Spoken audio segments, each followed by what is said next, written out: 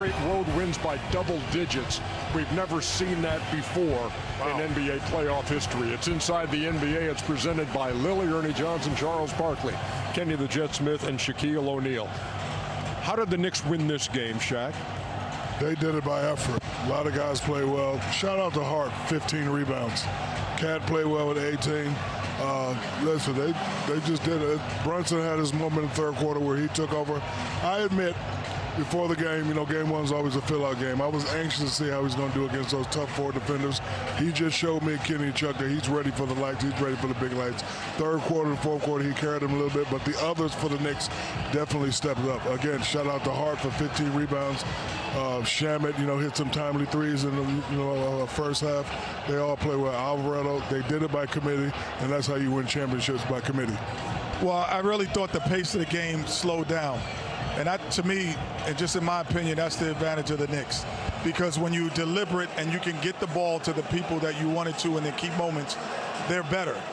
But when you let San Antonio go up and down because of their youthful exuberance, they can just play park ball.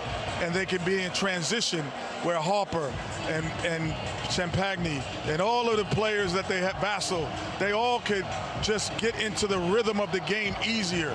I would make young players make big decisions, and that's what the Knicks did. They made the young players of the Spurs start to make big decisions on the offensive end. How big is this win for New York on the road? It's humongous. But the key to the game was Karl Anthony Towns. He was spectacular. I mean, Brunson's going to get a lot of love. He scored the most points. But if you actually watch that game, the biggest difference in that game was Karl Anthony Towns, him getting Wemby away from the basket, him posting up, him getting offensive rebounds. That's when they made their run in the third quarter. They were down 14, and he was just like, and this was what I was impressed with. When he's aggressive like this, because Wemby can't, I was surprised he was getting around Wemby this easy, to be honest with you. Chuck. I mean, he took it at him all night long. And then Josh Hart was fabulous. Shamet made some big plays. Everybody shipped. This to me was a bench game that won. Like I say, obviously that right there, he got 2 or 3 offensive rebounds. This is another right here, another 3-point play. This is when they made their run.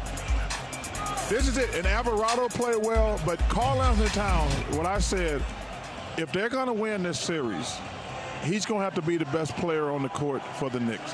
And he was the best player on the court for the Knicks tonight, in my opinion. And those other guys chipped in.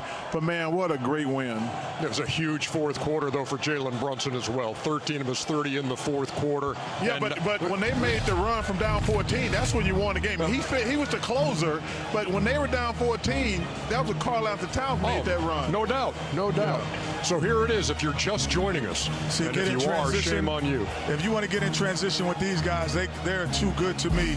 They understand how to play with this type of rhythm. Make them make these decisions. You got Harper right here. This is back. Hey, I'm back in the schoolyard. How good is this kid, too? Man alive. He's not as good as his daddy yet, but he's pretty damn good. And I tell you what, I don't know. Champagne for 3. He had 5 of those in the first half. This is an offense that we got lucky right here with Brunson. Yeah. But, it was interesting. I guarantee you the coach said something at halftime. Why are you guys leaving Champagne? Why is he wide open? And he didn't get any wide open shots in the second half. Brunson again goes down, this time with the ankle. And then he turns it, and then Cornette steps on it. Well, that's accidental. Oh, it is. He would stay in the game, obviously. Tough shot maker, this kid, I tell you. Doesn't matter who you put on him. Champagne again. Why are you leaving him? Right over Jose Alvarado. Champagne again over Shamet. Why are you leaving this dude? This is just stupid, Ernie. Wasn't my defensive scheme. I'm sorry. He's like, why these fools keep leaving me? They had a 55-48 halftime lead. De'Aaron Fox, no, but look at Stephon Castle. And that's what I mean. You get these guys in transition. You get them when you're trying to find them. They're too good, too talented. But when you make them slow down and make real deliberate decisions. Yeah, this is right here, man. This is Cat with Cat. Right, so they're down 11 right here. Well, and watch Cat.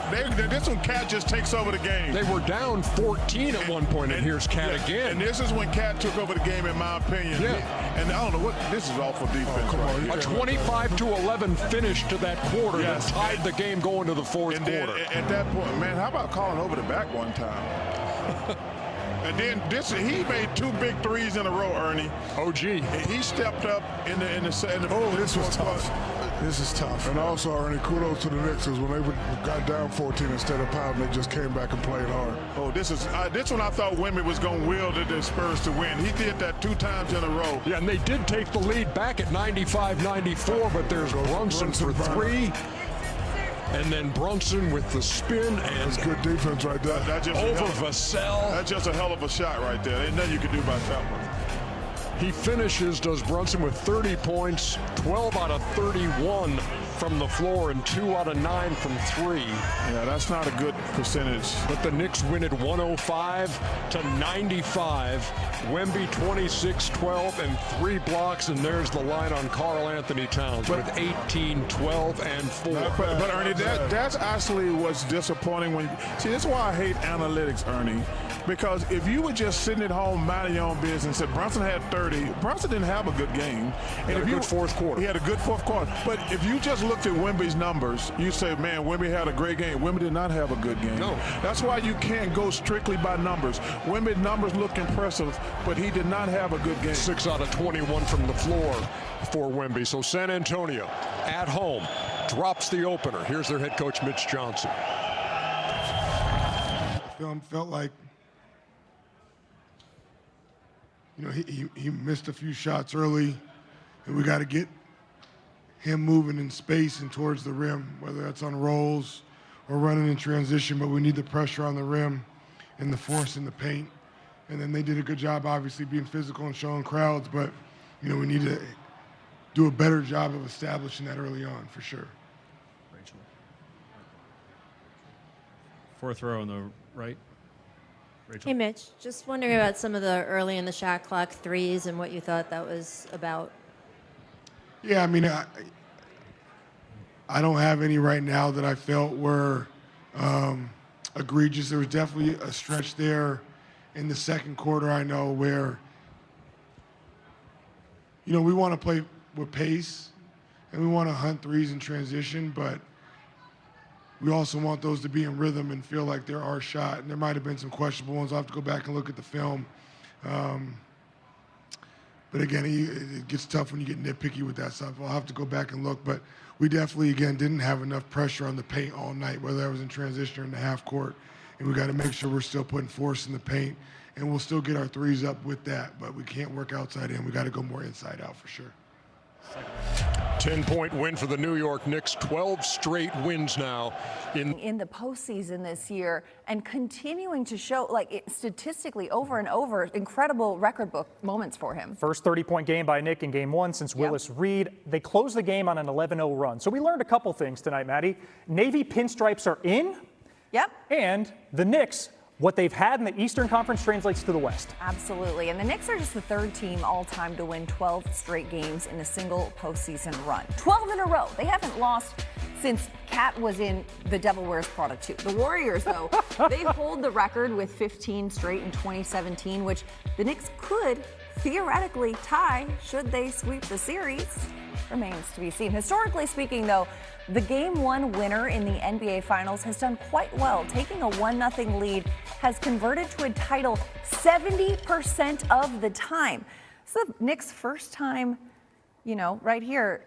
This is an incredible moment. And they had all these blowouts. They're finally in a close game. They were down 95-94. They scored the last 11, draw first blood. Now it becomes the counter to the counter. How does San Antonio respond in 2 days' time? I know. They couldn't find a shot in the beginning of that 3rd quarter. It looked like they were getting away from it, and then all of a sudden they were like, no, turning this around.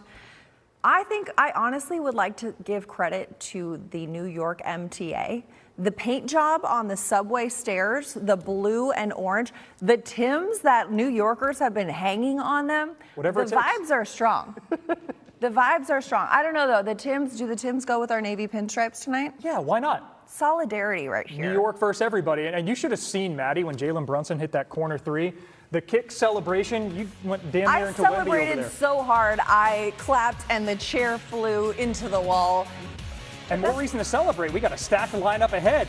Chuck, Kenny, EJ, Charles inside the